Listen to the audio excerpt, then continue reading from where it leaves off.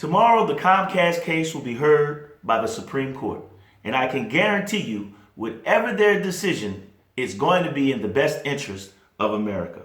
I just want to remind you that betrayal never comes from your enemies, because you should always know where they stand. So before the justices makes their decisions or releases their briefs, let's talk about where we stand. Uhuru na nguvu. No. You looking at a free black man. Talk Black 360. You want to know what a free black man look like? Look at me. Uhuru na nguvu. Welcome to another dose of Talk Black 360. I am your host, Tino Blaine King, the Kool-Aid and Kush, the pioneer of black pragmatism. So as I said in the intro, today we are going to be talking about the Comcast case that is going to be going to the Supreme Court tomorrow. And I've got just a very interesting perspective that I want to bring to you. So I hope you're ready for this one. It's going to be interesting. I do want to put out this disclaimer. Listen, there is no shade being thrown on Byron Allen. This is just an attempt to make sure that we are vetting those who claim to speak for us and to us and to be one of us. However, in this segment, what I am going to definitely lay out is that the brother may not have ever claimed to be one of us. So with that being said, let's just jump right in. As usual, guys, look, I'll put the opinion out there. You guys take a look at it. Take it for what it's worth and, put your own spin on it. But let me know what you think, because growth comes when we communicate with one another, and that's where our power lies. We don't always have to agree. We can always agree to disagree, but what we do have to do is talk Black 360. All right, so here we go. The first thing that I want to put out there for you is interesting, because I wasn't going to actually do this podcast until after the Supreme Court made their decision. But it was interesting as I was doing my research for this case. I came across the Amicus brief that Byron said that the Department of Justice had put out in support of the Supreme Court case, which was concerning CRA 1866. So I read through that. I have to admit, there was 40 pages of it. I didn't actually finish the complete thing, but there is a summary at the beginning. You can Google it, look it up online, read it for yourself. I think I did get all of the pertinent information out of the summary. So where we go from here is to establish. Remember, we're vetting the brother. I mean, we have to do this. Guys, we cannot fall for another wink and nod. Continuing to think that people who speak about black issues are necessarily speaking to black interests. And too often we find that the wink and the nod gets us every time. So let's dig into this in this manner. The first thing I want to do is I want you to take a look at this clip, because as I was doing my research, I came across a video that that Boyce Watkins did yesterday, and I was going through that video, and interestingly enough, he had brought up some of the exact same points that I'd brought up when I did the previous podcast on this particular case. And it was interesting because although he did bring up some of the facts that I had noted, he definitely looked at them from a different perspective. And I want to take some time to kind of break down why that is. And look, this is, regardless of what the decision is, it is an important case for us to grow from. And I mean that because this is going to be either an illustration of a time when black people were able to break that final barrier, that economic barrier, or it is going to be a very notable time for us to recognize when our own people attempt to deceive or betray us and why they do that. Now, I'm not claiming anyone is doing that yet, but we will stay vigilant and we will find out what the deal actually is. So Let's see. There's the first thing that I want to do is I want you to take a look at this first video, and then once this video is done, we'll do a quick little summary on it before we move forward. So take a listen. That the number one thing I can do for you as black people, the number one thing we can do for each other, the number one thing we do for ourselves is figure out how this money thing works, figure out where the money and the power is. And the number one reason I love Byron Allen, the reason I think Byron is a godsend is because Byron is doing one basic thing for you. He's telling you to have some goddamn self-esteem and start thinking big instead of thinking small. Stop settling for a bucket of chicken and in a Snickers bar when you can actually go in there and make big deals with the big boys and get big money. Okay, so here we go. I'm gonna make this particular claim, and I want you to follow me on this. What Boyce is saying is that, you know, he has a love for Byron Allen because of what he's doing. He has a respect for him for what he's doing. But I just happen to see that from a different angle, because what he's saying is that it's all about the money. Again, it's all about the money. And listen to me when I tell you this. Yes, money is important. Yes, money is needed to do almost everything that you need to do in life, but your intent is going to determine the value of your process. So if your intent is to get rich and you're speaking about black interest and that's your intent, you're always going to end up on the wrong side of our progress. And that's not what we want. So what I'm saying is, and this is also not a dig at Brother Boyce, because there's a lot of people who are trying to speak out and about the things that are necessary for us to talk about in order for us to advance. But the problem is they're looking at this from a perspective that is a purely European capitalistic perspective. And that's why in some of the other videos, you'll hear me talking about a paradigm shift. And we'll go into that, at another time. But let's keep moving on this video that I was breaking down, Boyce talking about the case. Look at this next clip. They said, there, quote, "There's no major media company in America that has done more to promote diverse programming than Comcast." Now, they don't provide any statistical proof of this. There's no, like, I need receipts. Like, okay, if you're number one, tell me why you're number one. All right. So they said, "We've gone above and beyond the Memorandum of Understanding," which I think was an agreement they made with a couple of civil rights organizations. I got to research this, about what kind of diversity they would include in their merger. They went out of their way to try to prove that they would be diverse so that nobody would stand in the way of their merger. So they would include people like, the NAACP, National Urban League, people like Al Sharpton, Mark Morial, and others to get them to co-sign on what they're doing. I think that's a problem. Al Sharpton's job, the job he got on MSNBC, could have been connected to his agreement with this big merger, which was worth, billions and billions of dollars. In fact, I would go as far as arguing, in my opinion, that if Sharpton had not co-signed on the merger, he wouldn't have got that job. Now, what's interesting about this clip is, and I think a lot of wealthy blacks would take this perspective. But what's most interesting about this clip is, in fact, as Comcast is doing what our enemies do, they're continuing to grow their wealth and power over all of the minority groups inside of this country. The rich white supremacist system is doing what the white supremacist system does. We don't have to analyze that. We already know what that is. They're working in their best interest. But this is where the problem comes in.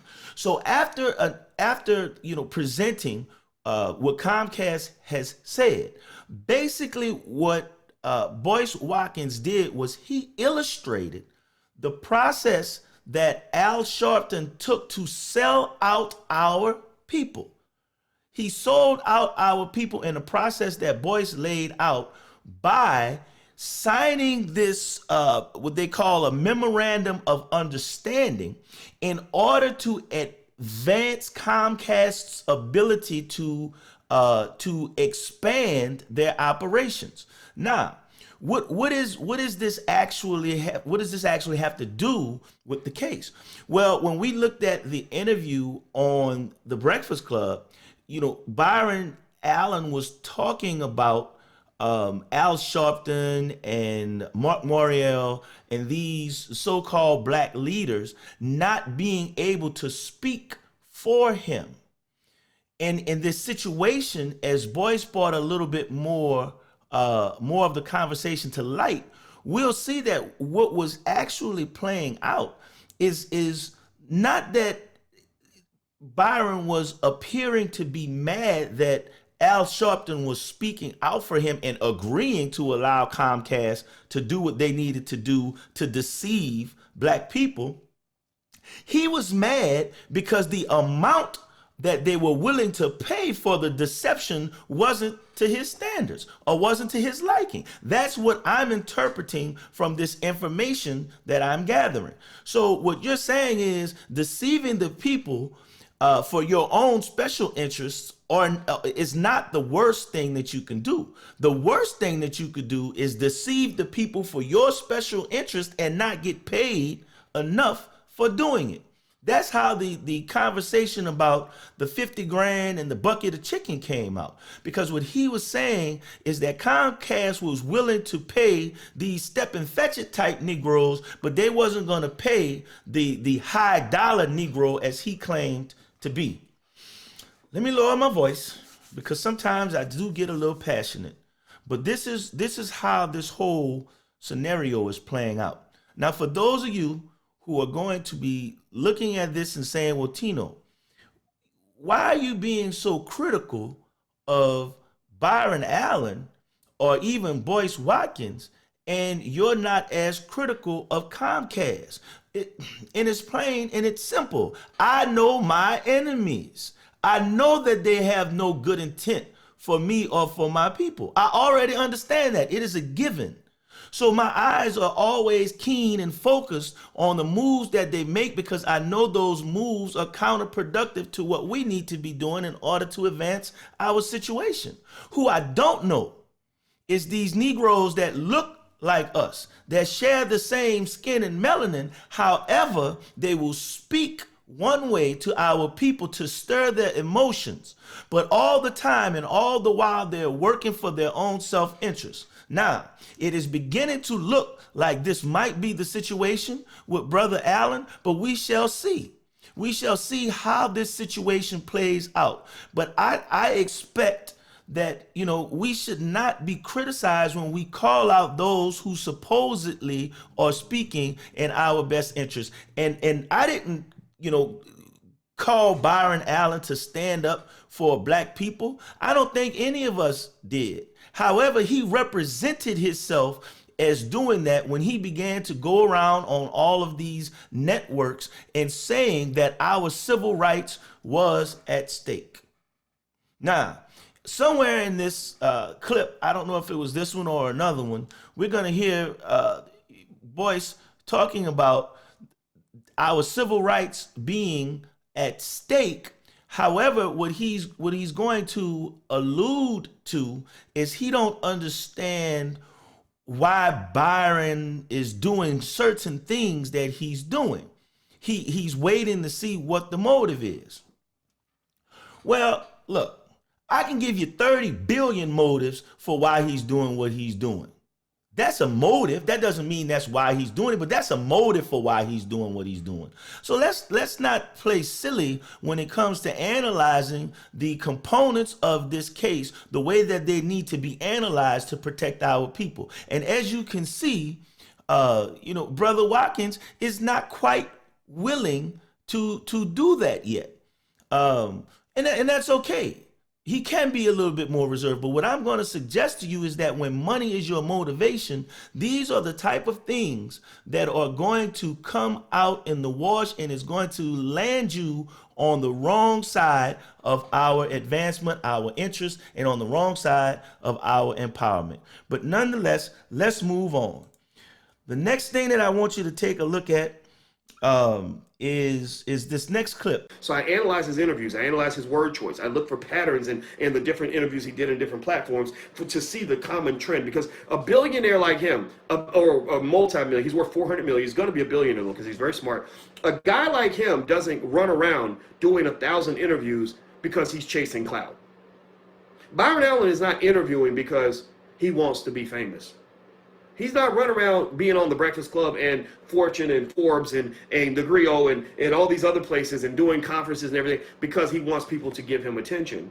He has a strategy, right? So if you notice in his Breakfast Club interview, he starts off talking about the civil rights movement in the 1960s, tanks coming down my street, my grandmama screaming because Dr. King got killed, and then it leads to this civil rights discussion, which kind of takes over the whole conversation. It's like, oh, by the way, Comcast is trying to take y'all civil rights, right? So do you see what he illustrated there?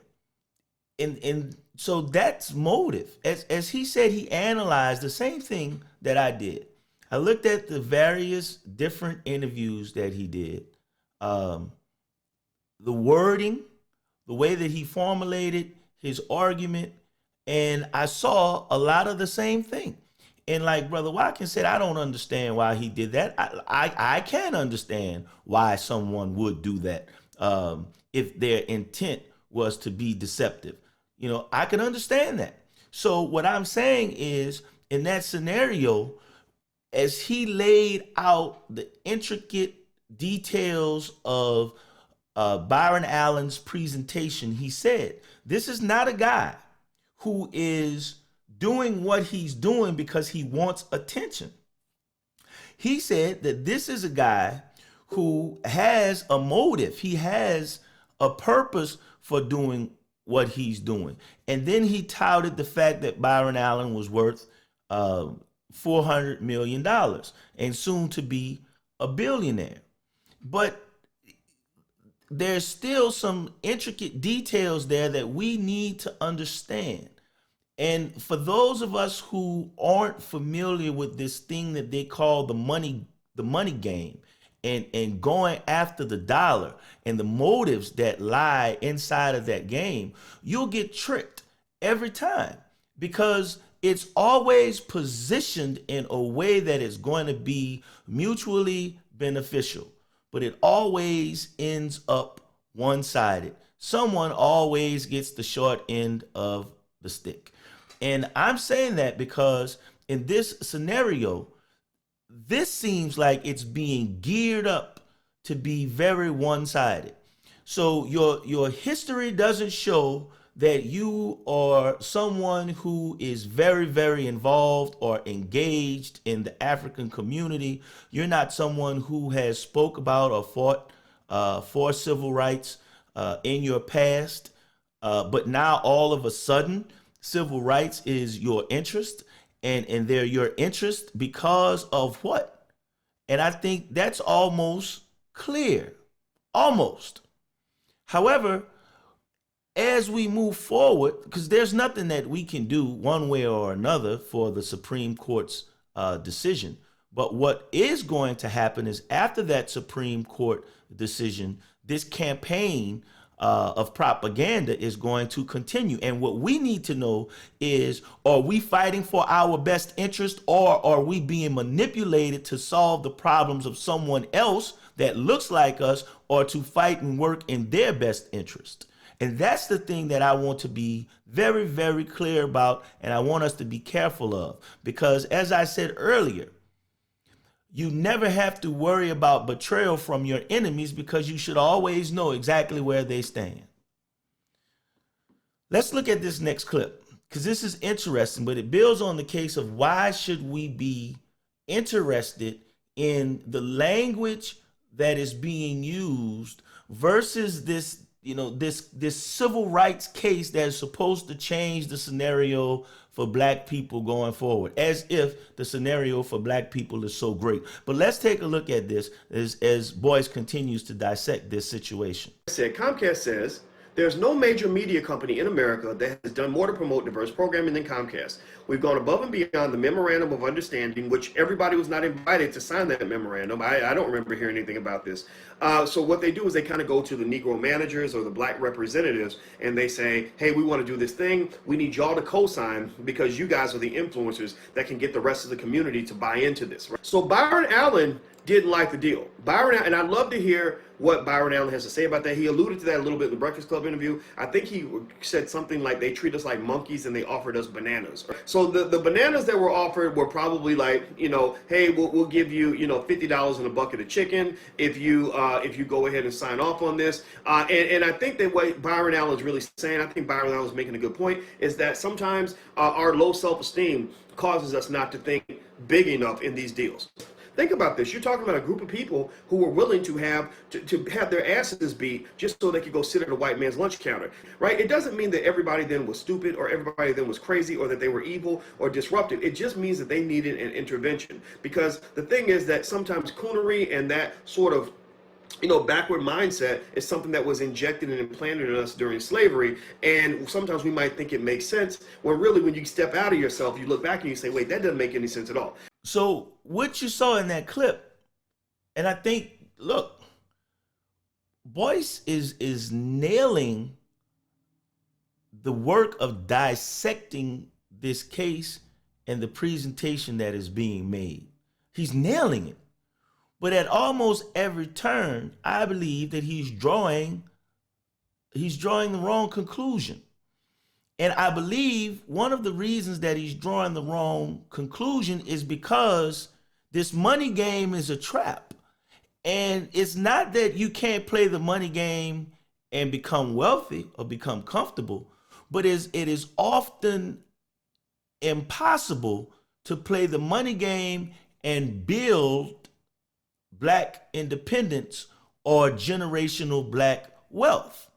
Usually in the money game, the reward is you've converted your psyche to a psyche that is more productive and is more aligned with America's interests.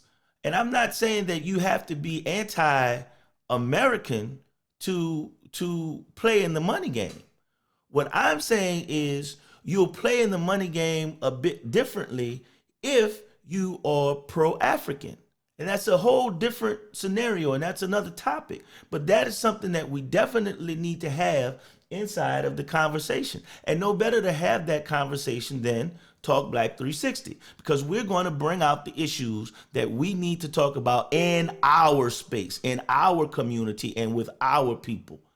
I'm not concerned about too much of what they're doing on the outside, because we already know what they're doing is working against us in 99.9% of the cases. But let's look at this last clip from Dr. Watkins, and let's see what we get from this. Take a look. All right, so let's get to Comcast and their response. Comcast has long argued that there were solid business reasons for not carrying the networks that had nothing to do with race. Now, of course, this is what, this is mighty white of them. This is kind of what, white companies will do, right? Like the ultimate goal, unfortunately, in America, and why these civil rights suits are always hard to win. Even if whether Comcast wins or not, it's always going to be hard to file a civil rights suit because America is a racist country. It's very So there you go. I mean, how more clear than that can you get? As you're arguing that the right moves are being made, we're looking at continuing to try and make the right moves in the best interest of what you've already clearly delineated is a racist country. The country is designed and built on racism. It is there's no way around that. And so what we have to be sure that we're doing is anybody that we're going to uplift as speaking for us or speaking for our interests needs to at least be able to acknowledge that. And then once they acknowledge that, we can hold them accountable for their actions. But if someone never acknowledges that, then we can't use their situations, or we can't take their situations and be able to hold them accountable. When you give me the statement that you're working for us and you want our support, great. Now we've got you on record, and now we can hold you accountable. See, that's what we did not do with Barack Obama. Tavis Smiley was the only one running around here saying, hey, we got to hold the brother accountable. With love, we've got to hold him accountable. And we were so caught up in the mysticism of having a black man in the White Office that we didn't understand what was actually happening to us. We were being lulled to sleep. Now, what Comcast is doing is Comcast is playing its position. If you're going to have people like Al Sharpton and Mark Morial speaking in black interests, and these black interests are running amok, and we're not, making sure that they're speaking for black interests that is actually going to be in the best interest of black people, then that's our fault. But otherwise, as you can see, all of these guys that are in this money game, they're getting paid to represent us in the way that not speaks to our interests, but in the way that speaks to their personal interests. So, did Al Sharpton get bought off? I don't know. Does it seem like he does? That's what Boyce Watkins said. We're not funding these so-called black institutions. They're being funded by someone else. So how should we expect that they're going to be servicing our needs? It doesn't make any sense. But why is it that you're able to so clearly delineate and break down all of the conversation that Byron Allen is having, but your conclusion will only be that he's going to make more money? Your conclusion has nothing to do with what is the outcome going to be for us as black people. Now, in Brother Watkins' defense, he made several clear, definitive statements of where he stands. He is a capitalist, and there's nothing wrong with that. But when you make your position known, then then people are more able to understand how you're doing your dealings. And I'm saying that Boyce Watkins has a long-term record that we can look at, and then we can make our decisions from there. Byron Allen has just kind of emerged on the scene screaming about civil rights. And I'm not worrying about Comcast. I know what Comcast is doing. Again, I want to make sure that I'm clear when I say that. I already know what they're doing. I read the Amicus brief. I know what the DOJ is doing. I know that when Byron Allen brings up Trump's DOJ, it is not a significant statement. What it is a way to stir up your emotions. So now what you can do is you can get out in front of this and make it an issue of race and not an issue of the money game, which it has every potential to be. And if it's about the money game, it has nothing to do with us. It has absolutely nothing to do with us if it's about the money game, and it's about the money game with the person who has shown for his 30-year career that his interest does not lie in the black community. I can't say that. I can say that because none of that is present. So, moving forward, what I think we're going to have to do is still wait to see what the outcome of this case is, and I am very, very anxious to see what that's going to be. And after the outcome of that case, we're going to talk about what it did, and then we'll be able to deliver the report card to Brother Allen. And I hope that my intuition in this situation is wrong.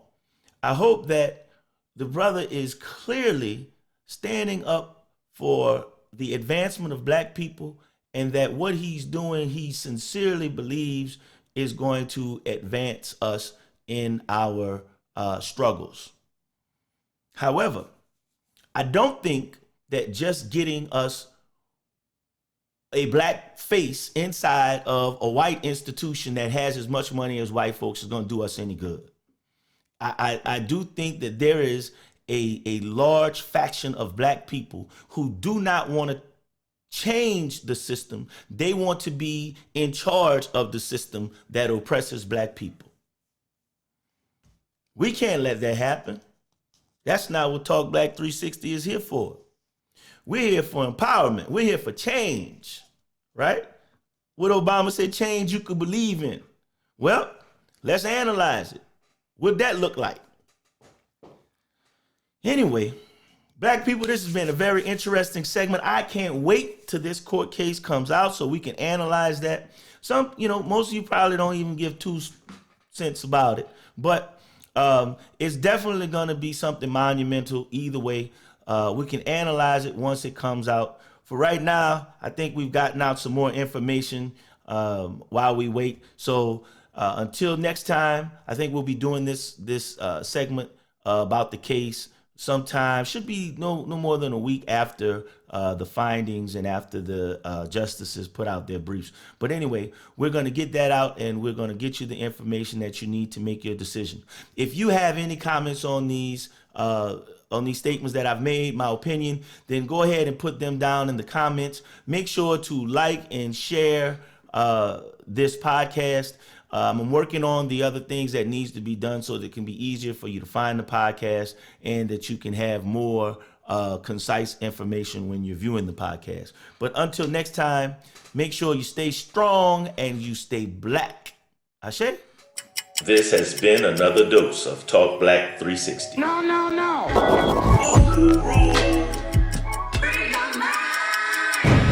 You will never be enslaved again by no man.